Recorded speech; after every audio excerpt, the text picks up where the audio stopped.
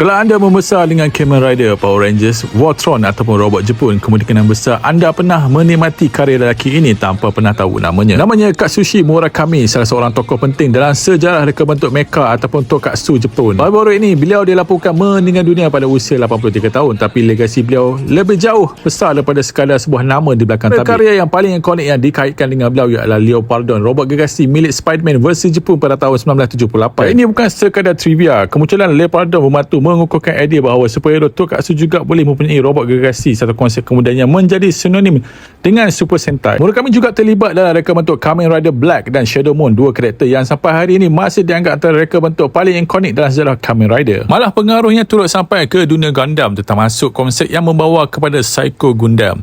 Jadi bila kita melihat robot hero yang berperisai dan reka bentuk mecha yang menjadi sebahagian daripada zaman kanak-kanak kita, sebahagian daripada bahasa visual itu datang daripada imajinasi Katsushi Murakami. Beliau bukan sekadar mereka robot, beliau membantu membentuk rupa sebuah era. Rest in peace Katsushi Murakami.